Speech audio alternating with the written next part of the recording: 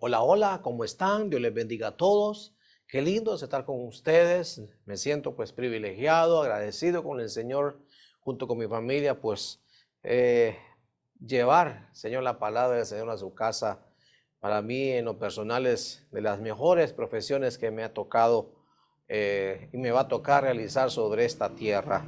Me parece que entre todas las profesiones que he pasado, ¿verdad? Desde maestro, pintor, de brocha gorda, de brocha fina, pasando por estudiante, pasando por tapar goteras, dibujante de arquitectura, arquitecto. Creo que esta es la mejor de todas. La mejor de todas es hacer la obra del Señor. Es la más gratificante que pueda haber. Él se encarga de llenar a todo el que le sirve de gozo del Señor.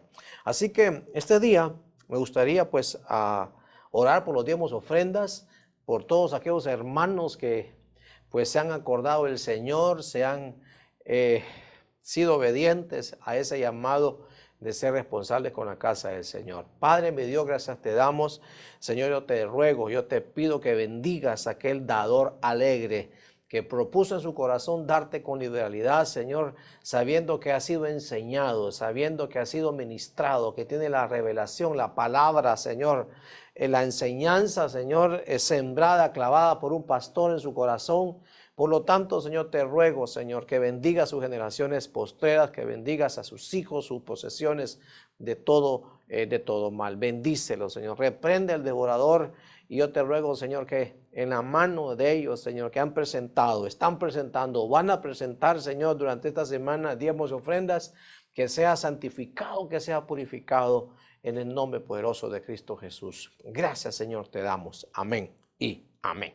Muy bien, recuerden, hermanos, que estamos ya finalizando agosto y hay reunión el martes también a las 6:30. Hay reunión el viernes a las 6:30. Y si usted, mi querido hermano, que pertenece a esta casa, quiere participar de las reuniones de intercesión vía Zoom, pues le ruego por favor que usted me escriba y me diga: pastor, mándenme el enlace, yo sí quiero ir a orar, porque realmente que toda esta situación del encierro, de la pandemia, debe de empujarnos a que se levante un espíritu de oración en medio de la casa del Señor, en medio de su pueblo. Así que se lo dejo los anuncios. Creo que este fin de semana aún estamos, que viene, estamos en agosto, pues el siguiente tenemos la mesa del Señor. Esos son los anuncios, hermanitos. Vamos a leer el versículo inicial y es algo que lo hablamos el año pasado, pero muy segregado, diferenciado, pero hoy quiero condensarlo. Hoy vengo con la doctrina apostólica y quiero condensarlo en una enseñanza para hablar algunas cosas que nos sirvan de luz, que nos sirvan de revelación, si quiere, de enseñanza para otros sobre esto que vamos a hablar. Vamos a colocar mi reloj aquí para no pasarme y ser prudente con los tiempos. Lucas 17:7 dice la Escritura: en el nombre del Padre, del Hijo y de su Santo Espíritu. Luego vamos a orar por las peticiones. ¿Quién de vosotros tiene un siervo arando o pastoreando ovejas? Y cuando regresa del campo le dice: ven enseguida y siéntate a comer. Hacemos una palabra de oración. Señor Jesús, gracias te damos. Estamos delante de ti, Señor. Señor, qué privilegio, Señor, es poniéndonos en la brecha junto con todos los hermanos, Señor, para poder cerrar, Señor, todo por ti, oh Señor, que pueda estar llevándole, Señor, calamidad a muchos. En el nombre de Jesús nos paramos en la brecha y venimos rechazando toda enfermedad. Venimos rechazando, Señor, en tu nombre, Señor, que es sobre todo nombre, Señor, toda pobreza, Señor. En el nombre de Jesús te presentamos, Señor, todos los ruegos, todas las súplicas delante de ti, Señor, que suban como un olor fragante delante de ti. Y te rogamos que te conmuevas de las necesidades, Señor, de sanidad en los matrimonios, de sanidad en los hijos, de salud económica en medio de los hogares, Señor, de restauración matrimonial, Señor. Te rogamos por toda la salud también física, literal, Señor, que tu pueblo ahorita mismo te está presentando. Yo como siervo tuyo nada más la recojo, la recuerdo delante de ti, Señor, como memorial para que te glorifiques en medio de cada una de ellas. Nosotros seguiremos esperando, nosotros tenemos fe, tenemos la esperanza en un Dios que contesta a tiempo. Él es oportuno, Él es poderoso, en el nombre poderoso de Cristo Jesús. Gracias, Señor, te damos, te pedimos por la palabra, Señor, úsame. Te lo ruego, Señor, que a medida que mis palabras, Señor, vayan siendo trasladadas a través de las redes, Señor, que vaya tu espíritu, Señor, haciendo tu obra, Señor, que vaya llevando luz a cada cuerpo, a cada casa, en el nombre poderoso de Cristo Jesús. Amén y amén.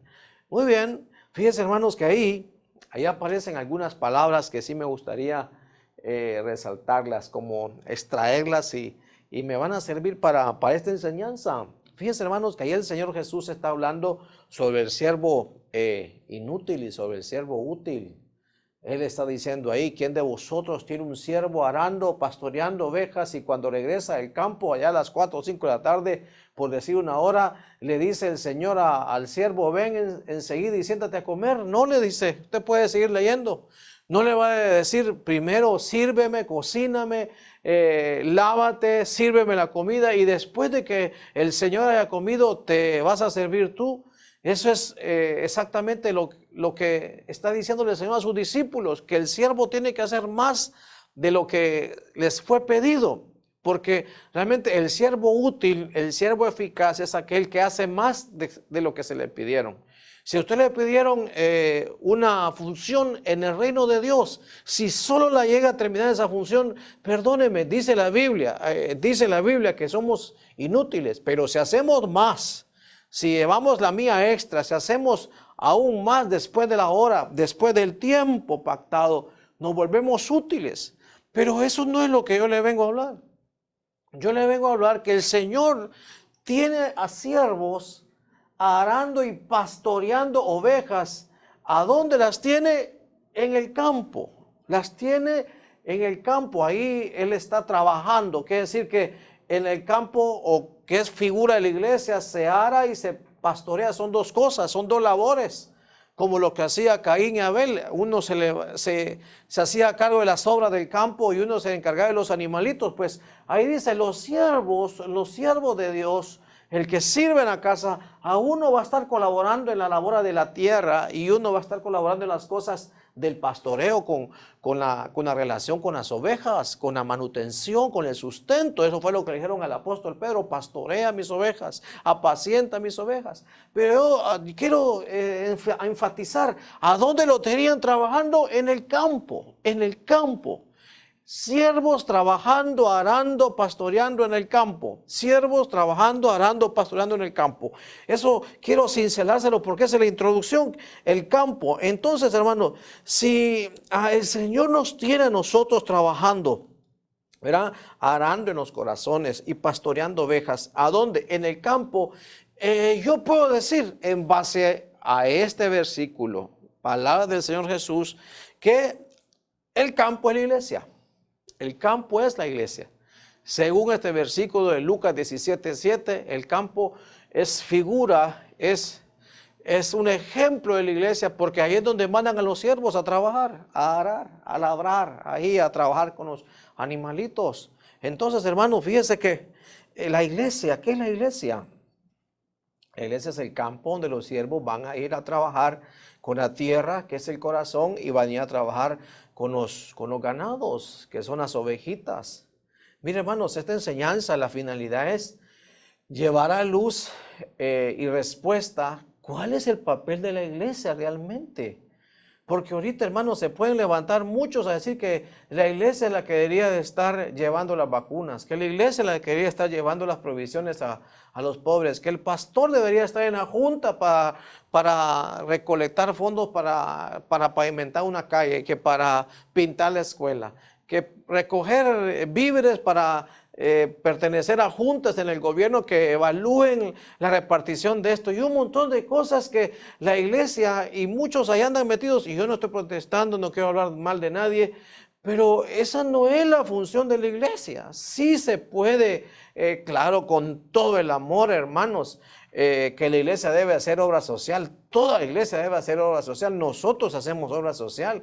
Que no la publicamos es otra cosa, porque dice la Biblia, y eso es algo que yo lo tengo en mi corazón, que tu mano izquierda no sepa lo que hace tu mano derecha. Pero lo que le quiero decir es que el mundo, la institucionalidad, a veces el mundo cristiano, hermano, agarra a la iglesia y agarra a los siervos, agarra a las congregaciones, hermano, para hacer un montón de cosas que dice la Biblia que no es para eso. Entonces, hermano, ¿para qué la iglesia? ¿Cuál es la función de la iglesia? Pues ya vimos una parte en donde los siervos llegan a arar, a trabajar con el corazón y a trabajar con las ovejas del Señor, con los ganados del Señor. Entonces, fíjese, hermano, que yo quisiera hablar rápidamente de 8 campos, porque campo es la iglesia. Campo es la iglesia. Entonces fíjese que vamos a hacer aquí un dibujo. Vamos a hacer aquí un campo, hermanos, así como un llano donde, ¿verdad? Allá está la bodega, hermanos. Allá está el sitio donde se guardan los granos, donde se duermen las vaquitas, el establo, ¿verdad? Ahí están los graneros, ¿verdad? Creo que hay unos silos así donde guardan los granos. Y aquí está el campo, hermanos. Aquí están los arados, ¿verdad? Aquí está el campo que es la iglesia. Y tal vez por aquí, hermanos, voy a colocar algunos animalitos, ¿verdad? Que pueden ser las ovejas. Tienen cara de hormigas, pastor. Usted haga que son ovejas, ¿verdad? Pastor, tienen cara, son popos. Usted haga caso que son ovejas que están ahí caminando, ¿verdad? Y ahí está el pastor por ahí. Ese es el campo, hermanos, es el campo. Pero ese campo, hermanos, aquí vamos a hacer unas, ¿verdad? Unas montañas y ahí está. Ahí vamos a ver que ese es en figura, esa es la iglesia. Donde nos llegan a trabajar el corazón, donde nos llegan a pastorear, nos llegan a guiar. Esa es la iglesia. Esa es en figura, esa es la iglesia. Entonces, hermanos, fíjese que yo quisiera colocar un versículo más. Mateo 13:44 dice: el reino de los cielos es semejante a un tesoro escondido en el campo. Según el versículo Lucas 17:7, campo es igual a la iglesia. Y hermanos, dice ahí que el reino de los cielos es una iglesia donde el Señor escondió un tesoro.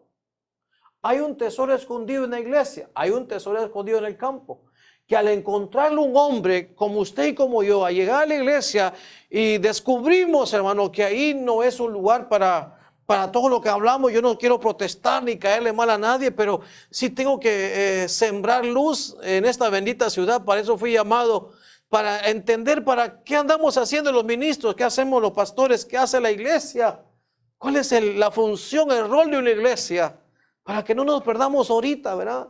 Y que se nos esté facturando, atribulando cosas que el Señor no levantó la iglesia para eso. Es que va a encontrar esa persona un tesoro escondido. Y dice que lo vuelve a esconder de la alegría. Mire lo que sucede: tesoro. Luego aparece otro ingrediente de la alegría. Va, vende todo lo que tiene y compra aquel campo, como diciendo, como ya encontró el tesoro, como ya encontró, ¿verdad? Hay algo ahí que es valioso ante sus ojos. Es algo que él encontró ahí, hermanos, que es como un tesoro, hermano. Es algo que él aquilató, que vio, que dijo, realmente que esto vale la pena. Esto es algo pero lindo, ¿verdad? ¿Qué es esto que estoy encontrando ahí? Entonces aquí estoy dibujando un cofre porque encontré un tesoro.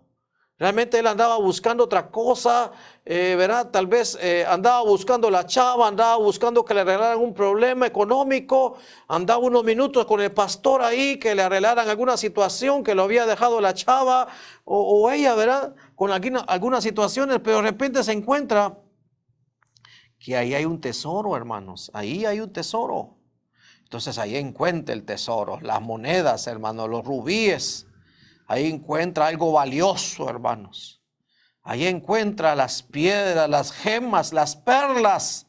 Ahí encuentra oro. Ahí encuentra todo lo que en el ambiente espiritual, cuando lo descubre, hermano, descubre que eso vale mucho. Eso vale tremendamente, vale mucho. Y este es el cofre, hermanos, donde se encuentra. Y dice que lo encontró en el campo. Entonces, yo le coloqué a este tema, vamos a ver cómo fue que le coloqué, los campos de tesoros. Campos de tesoro. Campos. Campos de tesoros. ¿Verdad? Entonces, mire qué lindo, hermanos. Eso es aquí en Comayagua.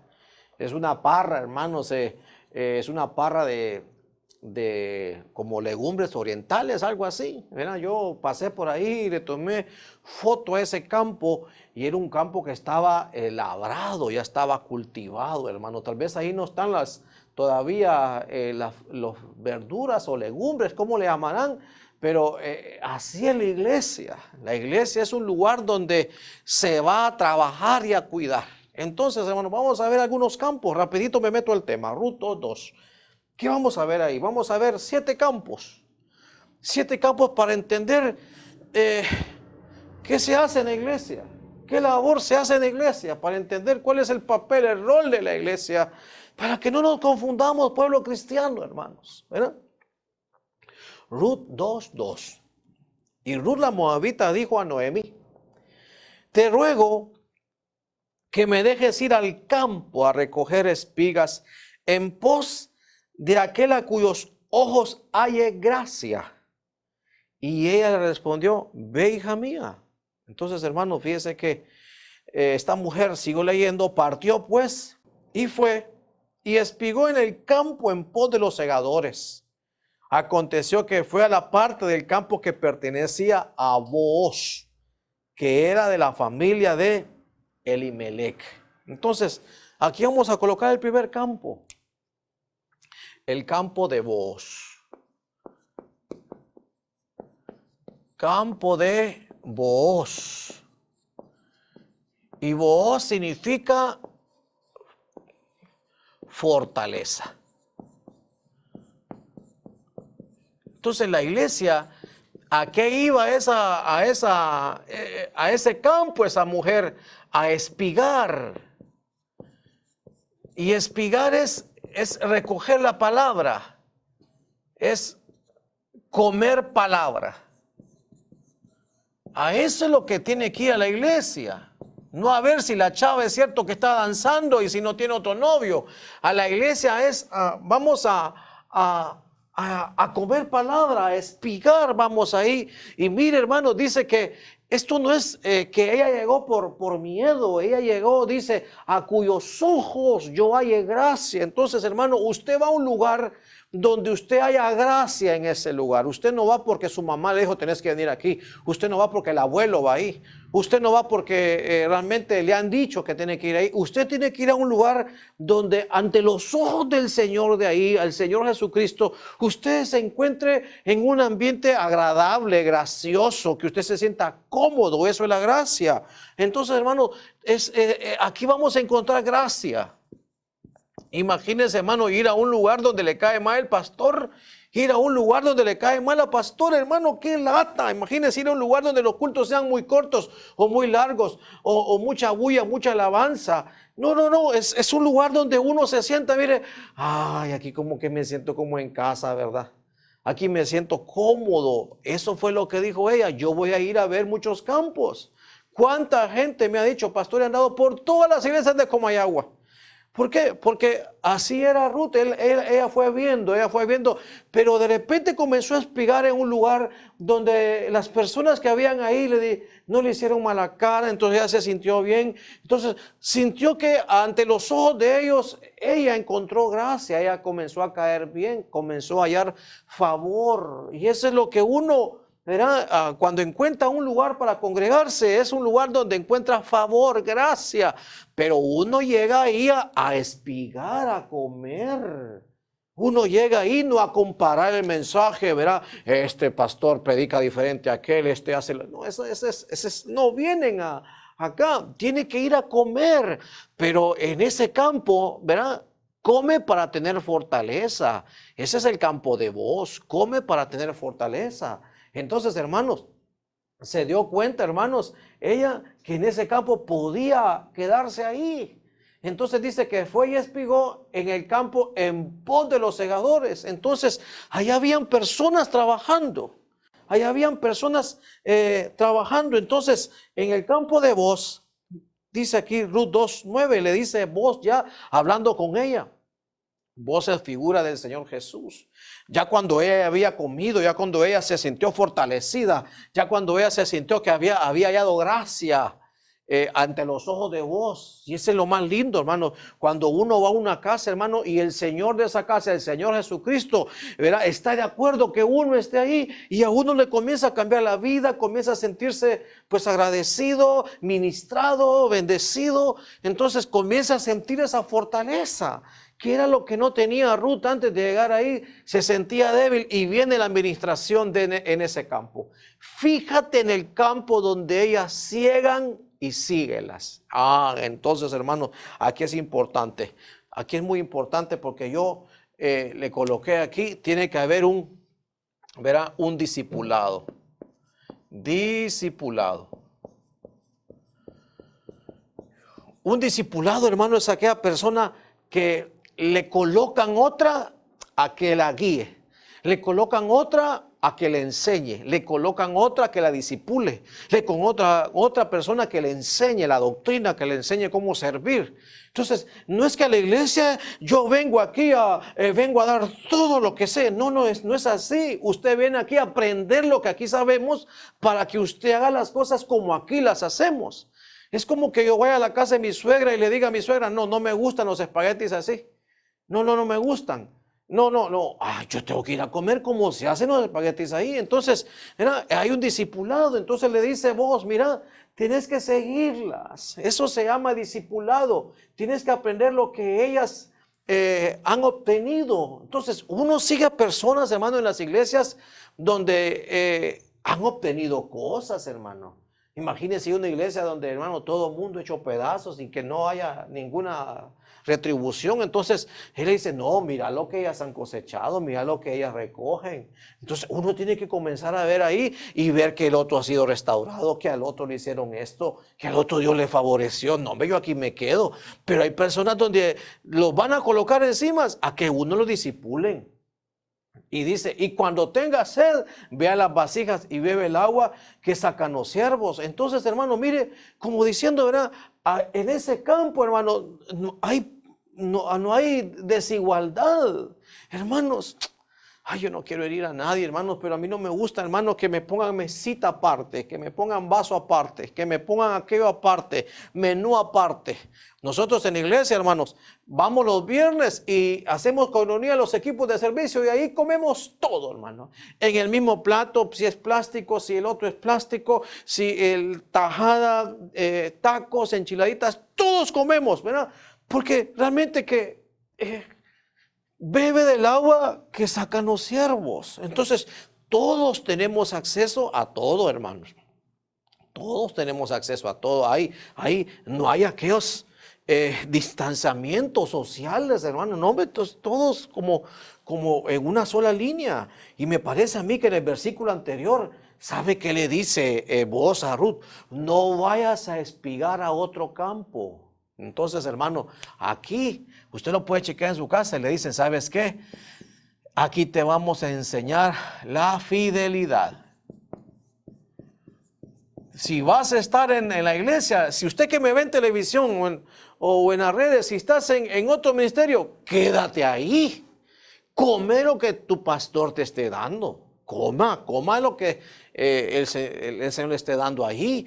No vayas a espigar a otro campo, no sea que te molesten. Esa palabra molesten es golpear. Entonces, hermano, mucha gente va a otros lugares y ahorita se puede dar, hermano, como supuestamente no hay iglesia, ¿verdad? Entonces se comienzan a reunir los grupos, las familias, y que la familia se va a reunir a orar y que el equipo tal se va a reunir a orar y no van con la venia, no van con autoridad, con un delegado ahí. Y al final de cuentas lo que sucede es que los comienzan a golpear, a molestar, y hermano, y se forman iglesitas entre comillas, disfrazadas, y esas son puras tinieblas, hermanos. Entonces vos le dices, te voy a enseñar la fidelidad, come aquí, bebe aquí, pero no vayas a espigar a otro campo. No vayas a espigar a otro campo. Eso yo lo aprendí, hermano, lo he aprendido. Por eso, hermano, yo, en base al versículo anterior, usted lo busca en su casa. Yo muchas veces me pregunto a las personas, pastor, ¿puedo ir a tal evento?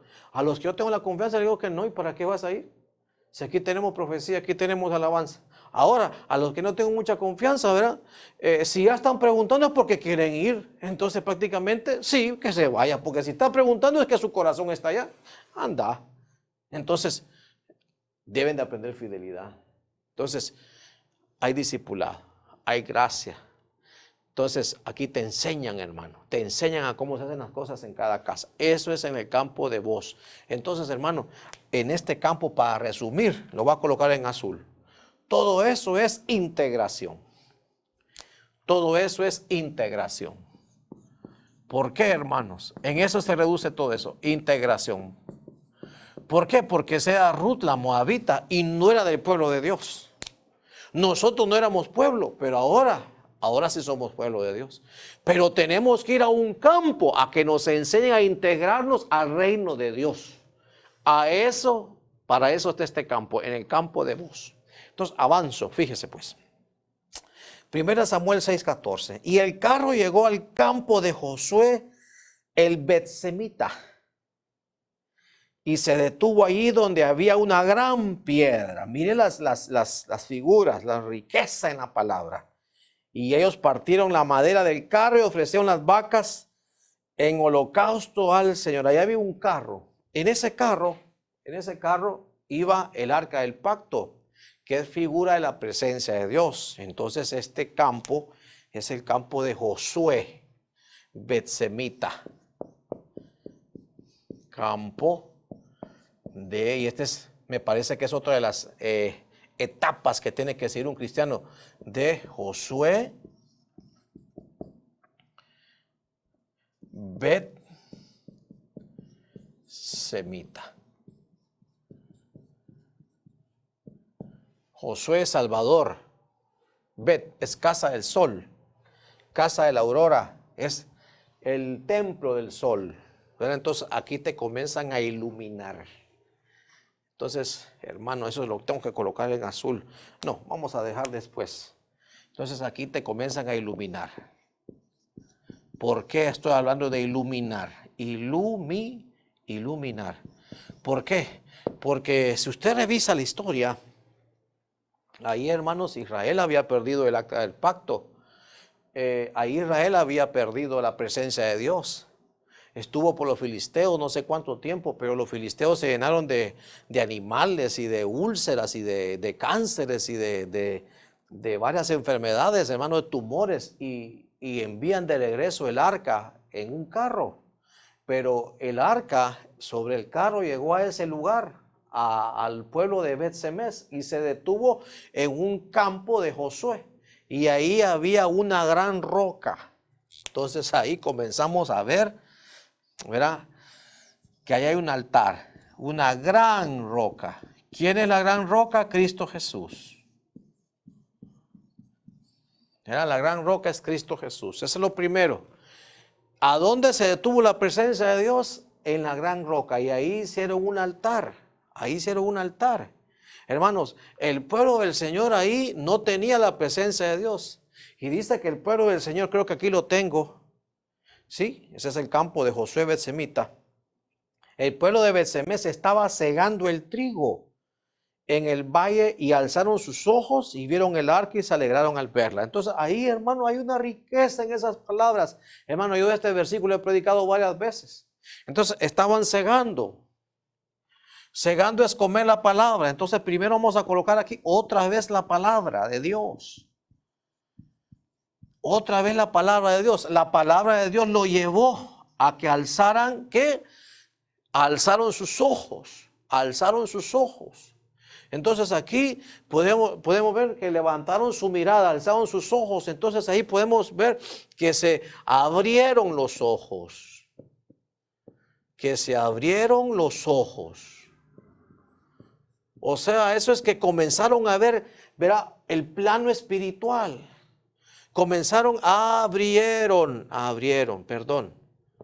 Abrieron. Comenzaron a ver el plano espiritual y comenzaron a ver la presencia de Dios. Y eso hizo que se alegraran, hermanos. Entonces, fíjese, hermano, qué cosa más linda, porque ahí lo que sucede ahí, en este campo de Bet-semes, que es Josué, verá, es que ahí hay una, ¿cómo le llamo a esto? Que se recupera la presencia de Dios. Creo que aquí le coloqué, sí, recupera la presencia de Dios.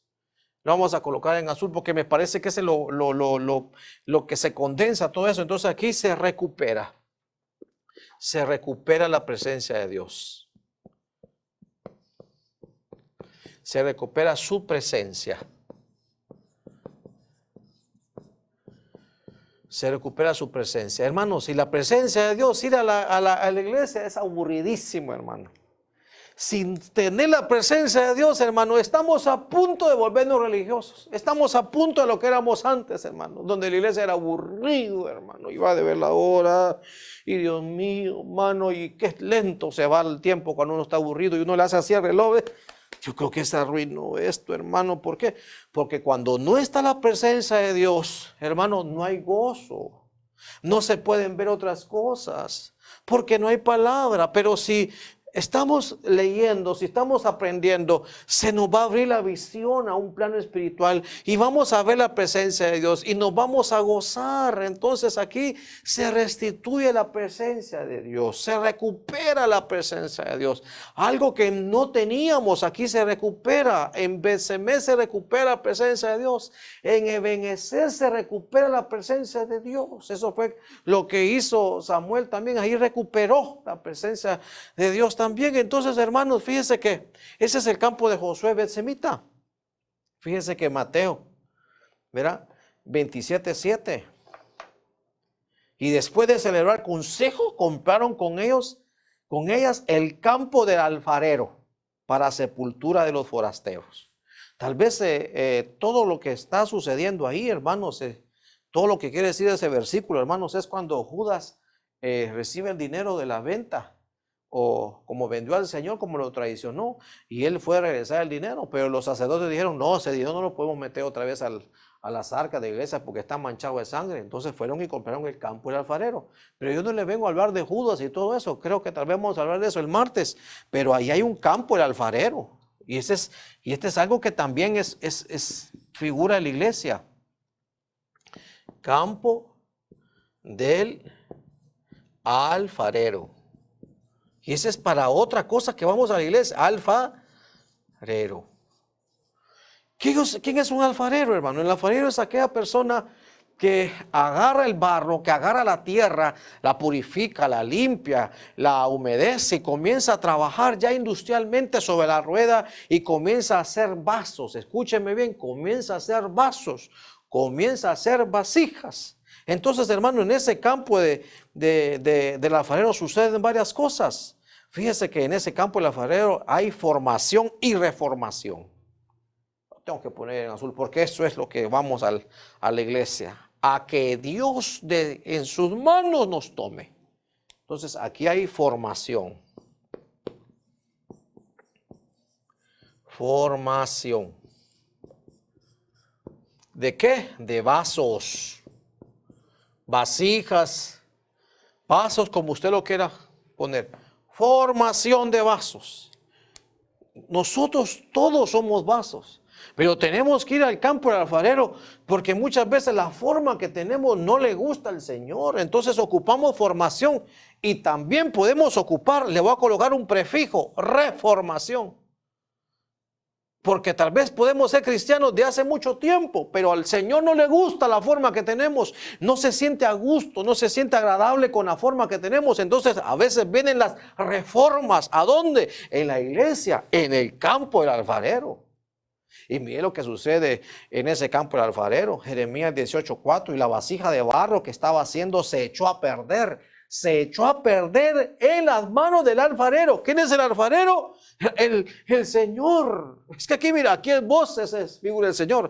Aquí es Josué Besemita que tenía una gran roca. Ese es el altar, es figura del Señor. Aquí es el alfarero, es el Señor. Pero esa es otra función que hace la iglesia. Te forma, pero muchas veces nos echamos a perder. Hermano, yo se lo he dicho un montón de veces, que yo al año de ser cristiano, a los 9 meses, me eché a perder. Le comencé a poner la vista a los pastores, le comencé a ver la vista en la primera iglesia donde yo iba y me fui, me eché a perder, me hice pedazos porque en el siguiente año, hermanos, me vino peores cosas de los 30 años. De los 20 y pico, 30 años antes. Entonces cuando regreso a Ebenecer, el Señor me llevó otra vez ahí. Me volvieron a formar, hermano, me volvieron a pegar.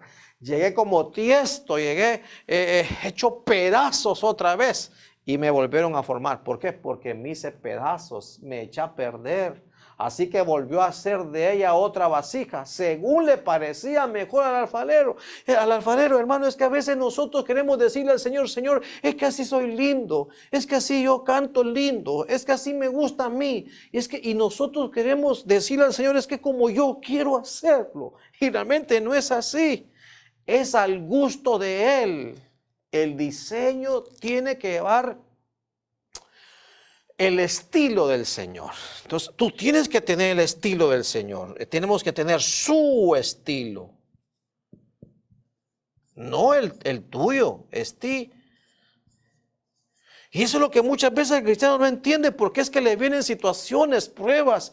¿O por qué lo golpean? ¿Por qué? Porque Dios lo que está haciendo es imprimiendo, dándole su estilo. La forma del Señor, no la nuestra. A veces el Señor sí somos útiles para Él.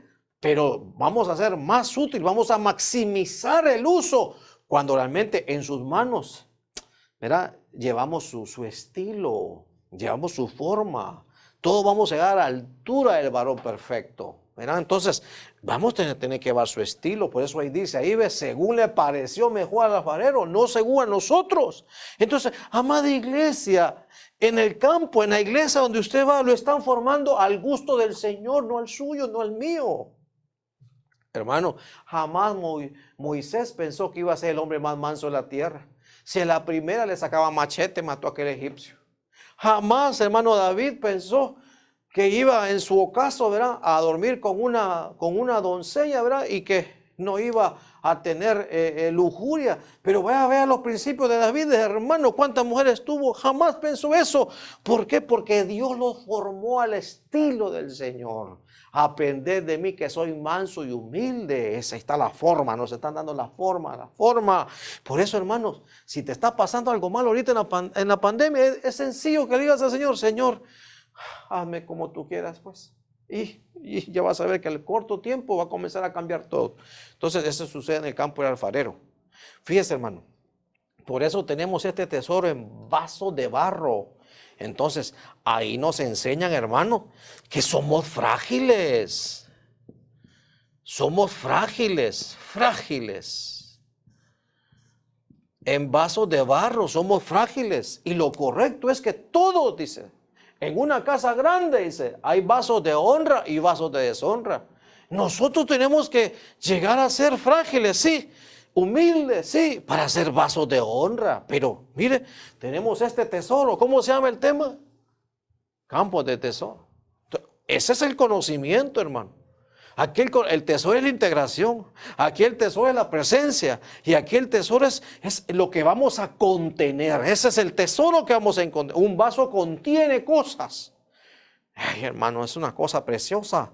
Entonces, mire, Jeremías 32, versículo 8.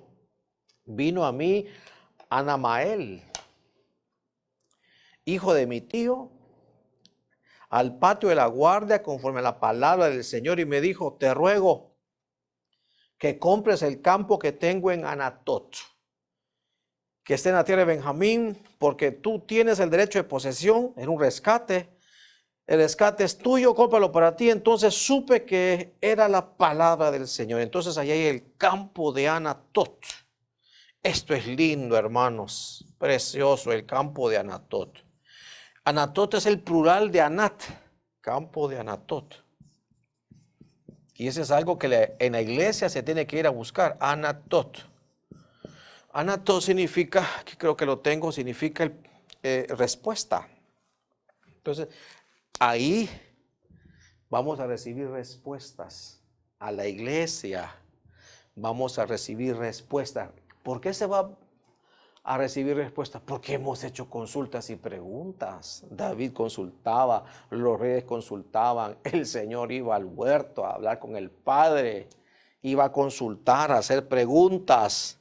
En la casa del Señor pasaré largos días, contemplando su hermosura e inquiriendo es preguntando, pero el Señor en la iglesia vamos a recibir respuestas. Entonces es algo, hermano, que la iglesia tiene que saber, que el cristiano tiene que saber que en la iglesia va a recibir la respuesta de sus consultas. Respuestas. Entonces, hermano, me parece a mí que ahí en ese campo, hermano, nos enseñan y nos forman como intercesores. Nos forman en la oración. Ahorita la iglesia, creo que ahorita deberíamos de estar aquí. ¿Qué es tesoro? Que el Señor nos conteste. Mire, le decía a los intercesores, déjeme ver cuánto tiempo tengo. Bueno, vamos más o menos. Miren, chavos, ahorita van a suceder cosas en la pandemia que vamos a pedir cosas y Dios ha contestado, hermano, unas respuestas lindas, hermano. Pero han habido sus pérdidas, han habido sus, ¿verdad? Sus caídas de siervos que ya partieron. Y yo recuerdo, hermanos, se lo expliqué de una manera bien, no sé si de fe o espiritual. Hace algunos meses yo estaba hablando con el Señor y le decía, Señor, te vas a llevar ese siervo si es útil. Y después se lo llevó. Señor, pero ¿qué pasó? Imagínense, hermano, ¿quién, verdad? Señor, bueno, qué lástima, qué pesar, ¿verdad? Pero a los meses, hermano, obtuve la respuesta.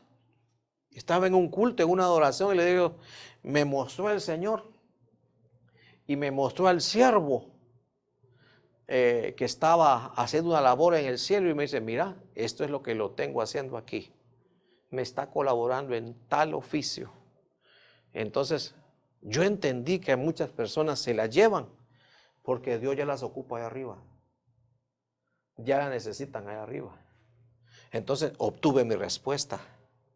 Entonces yo le decía a los intercesores, chavos, si algún cristiano se va, tranquilos, Dios sabe lo que está haciendo. Si el Señor dijo, de las ovejas que me diste, ninguna se perdió, todas están en mi mano. Pero ocupamos respuestas como a Pedro, hermanos. Ahorita no entiende lo que estoy haciendo, pero más adelante lo entenderás. Entonces aquí nos forman como intercesores. Clama a mí y yo te responderé. Entonces, hermanos, ahí nos forman como intercesores. Ahorita, hermanos, este es nuestro servicio. Intercesores. Gente que busque los protocolos para en este campo aprender a recibir la respuesta de Dios. En mi nombre, si pedís en mi nombre, mi Padre los va a conceder. Entonces, fíjese, hermano, dice aquí el Salmo 91:14. Mire, una llave para tener respuesta. Hay muchas llaves para que dice la Escritura, entonces te responderé. Busquen la Biblia, entonces te daré respuesta, entonces te responderé. Hay como 4, 5, 6. Esta es una, porque en mí ha puesto su amor, están hablando del Señor Jesús. Y yo entonces lo libraré, lo exaltaré, porque ha conocido mi nombre, me invocará y le responderé. Y yo estaré con él en la angustia, lo rescataré y lo honraré. Entonces, al Señor Jesús, por eso le respondían. Por eso el Señor Jesús fue rescatado y lo honró, rescatado de la muerte y lo honró arriba, Porque el Señor Jesús, ¿qué? En mí ha puesto su amor. Entonces, hermanos, los intercesores tienen que amar. ¿Cómo aprendemos a amar aquí en el campo de Anatot, en el campo de las respuestas? Ay, hermano, qué cosa más bonita. Avanzo. Mire, 2 Samuel 24:18. Mire esta versión. Voy a tomar un trago porque se me está secando la lengua ya para el color, hermano. Ese día, Gad fue a ver a David y le dijo: sube y edifica un altar al Señor en el campo de triar de Arauna Jebuseo.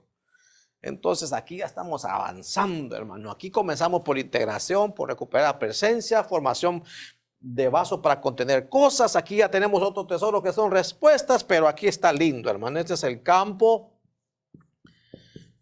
de Arauna Jebuseo. Dicen los historiadores que ahí, en ese lugar donde David hizo este altar, Jebuseo, es ahora, ¿verdad? La explanada donde está el templo de la roca, y antes estuvo ahí el templo de Salomón, por ahí paseaba el Señor. En ese cerro, en esa explanada, en ese lote, en ese campo, es donde ahorita, hermano, hay un pleito, hermanos, para que edifiquen el tercer templo ahí. Ahí, ahorita es ciudad, pero en esos tiempos de David la ciudad no llegaba, de Jerusalén no llegaba hasta ahí. Pero ¿por qué? ¿Qué fue lo que pasó ahí? David había ofendido a Dios, y Dios, para castigar a David, le manda un ángel y comenzó a mandar una peste sobre Jerusalén. Pero dice que Dios se contuvo cuando vio la peste, la mortandad, y le dijo al ángel: detente. ¿A dónde cree que se detuvo el ángel? Ahí en el campo de Arauna Jebuseo. Ahí estaban trillando el trigo. Entonces, en ese campo había purificación. ¿Por qué? Porque trillar es arrojar el trigo al aire y el viento se lleva la paja y cae el grano. Entonces, ahí hay purificación. Primero lo que debe hacer es purificar. Ese es como vamos avanzando en la iglesia, purificación. Hay purificación, hay triar, hermano. Por eso, además, hermano, a Pedro lo triaron para quitarle las impurezas. Hermano, por eso a veces nos trían, porque nos están quitando las impurezas. ¿Por qué? Porque a David le dijeron: edifica un altar. Entonces ahí estamos hablando, es vida de altar. Ese es lo que se hace aquí. Vida de altar. Este es lo que se aprende aquí en la iglesia. Vida de altar. Mire qué sucede ahí. Versículo 24. Pero el rey dijo a Arauna: no, porque Arauna se lo quería regalar. No, le dice David, sino que ciertamente por precio te lo compraré. Pues no ofreceré al Señor mi Dios holocausto, esa es adoración, que no me cueste nada. Y David compró la era y los bueyes por 50 siclos de plata. Entonces, hermanos, eso es que aprendió a adorar. Vida de altar. Entonces aquí vamos a colocar: la adoración tiene un costo. La adoración cuesta. Cuesta, hermano. Cuestan desvelos. Cuesta ir a ensayo. Cuesta a los ojos leer en la noche. Cuesta apartarse del mal porque hay purificación. Entonces la adoración, hermanos, cuesta. La adoración. Tremendo, hermanos. Entonces ahí aprendemos a adorar. Por eso aquella mujer, hermano, que quiebra el alabastro, hermano, que costaba 300 denarios, ella aprendió a adorar.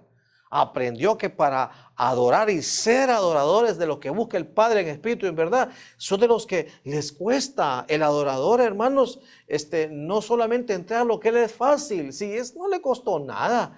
Por eso aquella mujer, aquella viuda, entrega más que todos los demás, porque ella entregó su sustento, entregó más, adoró. Ay, ya se me acabó el tiempo. No estaba protestando por la palabra ni usted, era el tiempo. Pero bueno, ya me quedan solo 2 más. Se las doy rapidito. ¿Le parece? 1 y 1. A ver, voy a ver los likes por ahí. Ah, sí, aquí los ve. Muy bien, entonces aquí nos enseñan a adorar. Aquí, en el campo. Esto es la iglesia, hermano.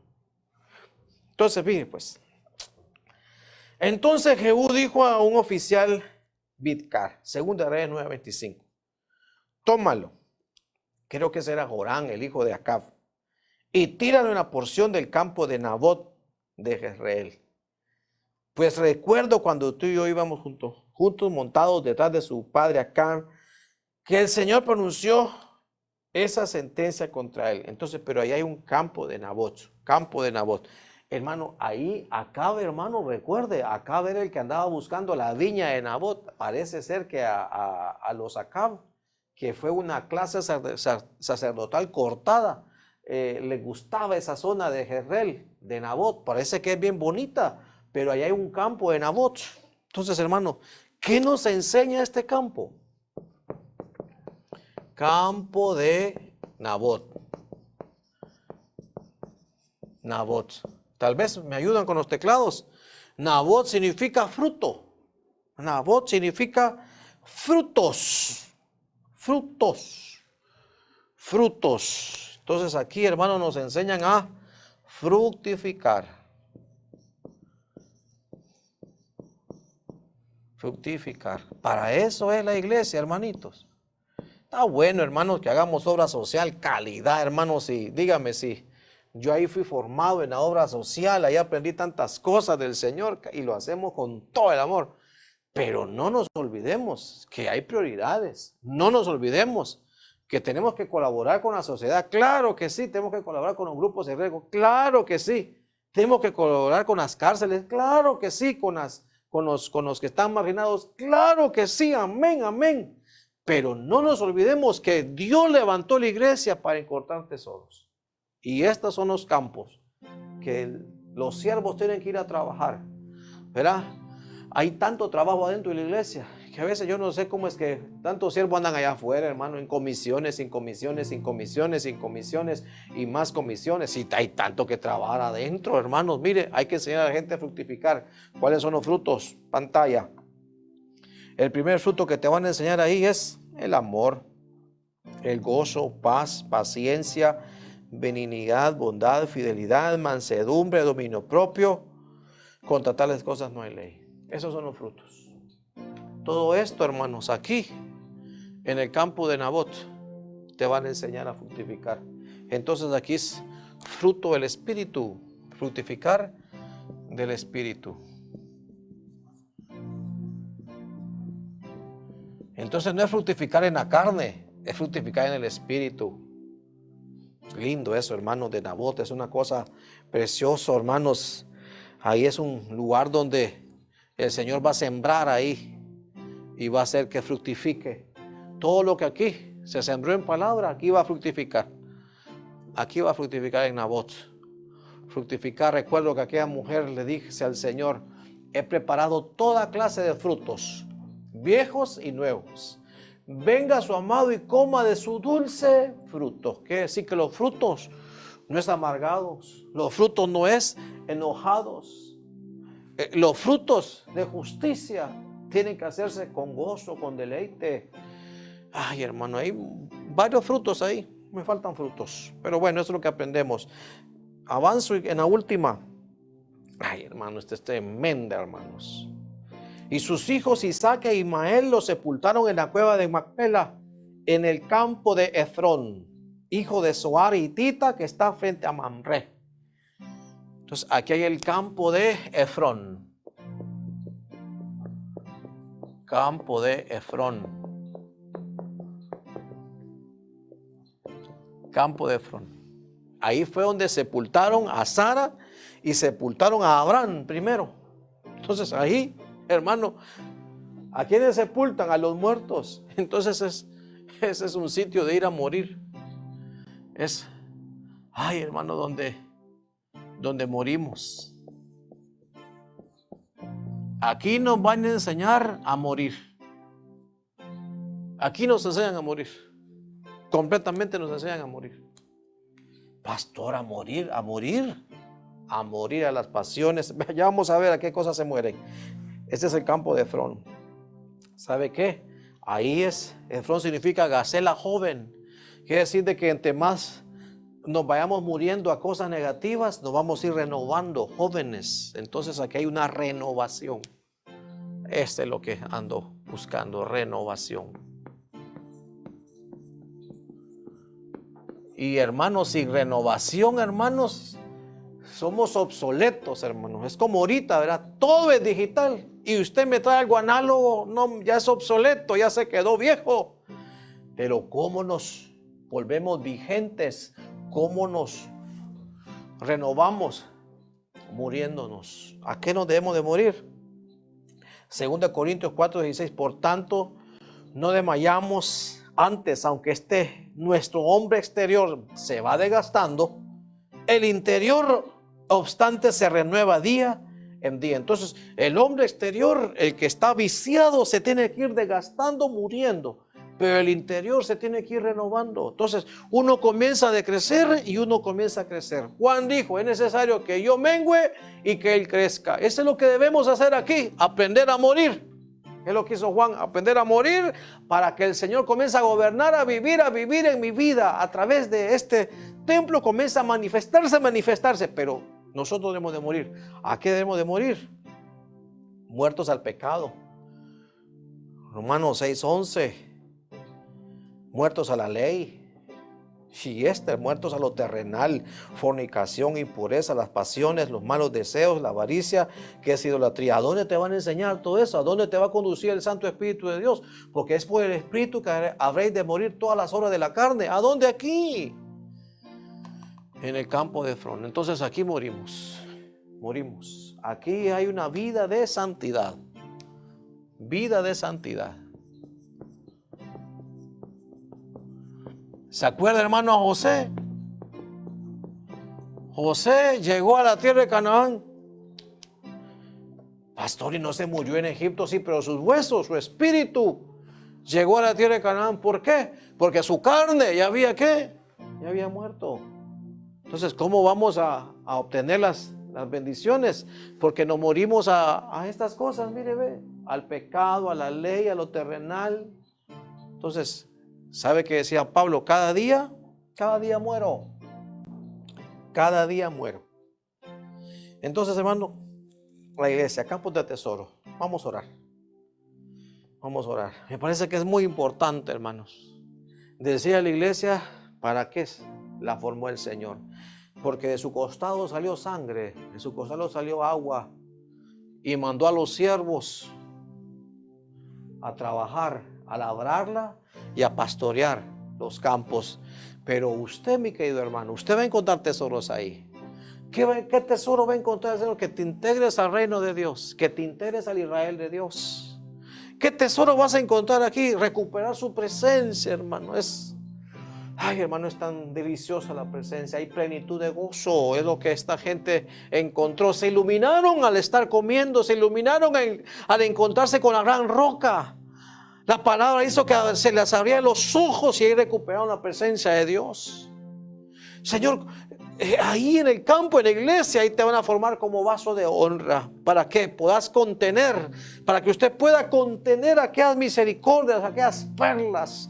Ese es el otro tesoro que encuentra, que tú eres contenedor de cosas divinas, eres contenedor de dones, talentos, llamamientos, visitaciones, secretos de Dios, poder, gracia. Eso es lo que encuentras. Claro, aquí te van a imprimir su estilo, te van a imprimir el sello del Señor aquí. Sí, te vas a sentir frágil, eso es lo que el Señor quiere. Aquí en el campo de Anatote vas a encontrar otro tesoro, que Dios a ti te oye. Ese es el otro tesoro que vas a encontrar, que vas a clamar y Dios te va a responder. Que vas a hacer el ayuno de Isaías y vas a recibir la respuesta del Señor. Que vas a poner en el Señor Jesús tu amor y el Señor te va a responder, te va a librar, te va a contestar. Ese es el tesoro.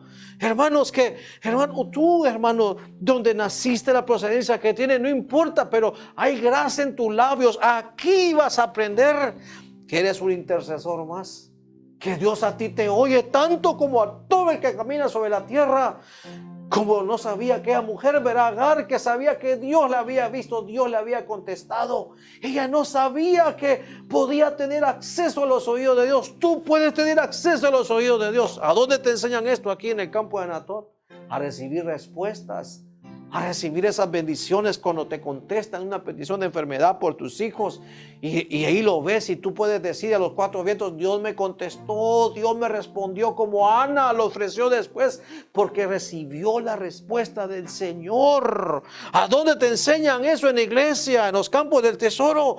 Después te van a enseñar en el campo de este campo de Arauna, Jebusá, donde te van a enseñar a purificar tu adoración, a purificar tu canto. Ahí te van a enseñar una vida de altar. Ahí te van a enseñar que la adoración es una vida así de sacrificio, pero el Señor va haciendo esos sacrificios agradables, como aquella mujer que quebró el alabastro. Esa mujer estaba contentísima, estaba dándole honra al Señor. Hermanos, en la iglesia te van a enseñar a fructificar frutos del Espíritu, te van a dar frutos de justicia, te van a enseñar a dar frutos de arrepentimiento, frutos de labios que confiesan tu nombre, y todos los frutos que encuentren, todos los frutos aquí te van a enseñar. Al final de cuentas te van a enseñar el camino de la renovación. Esto de afuera se puede ir deteriorando, pero lo de adentro se tiene que ir renovando. Por eso Pablo decía: cada día muero. Te va a enseñar una vida de santidad. Aquí te va a enseñar a morir a las pasiones, a lo carnal, morir al pecado, en el nombre poderoso de Cristo Jesús. A esto Dios nos ha llamado a la iglesia. La iglesia está viva. La casa, el campo espiritual, ahí está. Iglesia, en el nombre de Jesús. Que Dios lo bendiga. Que Dios lo use, que Dios lo guarde. En el nombre de Jesús. Amén y amén.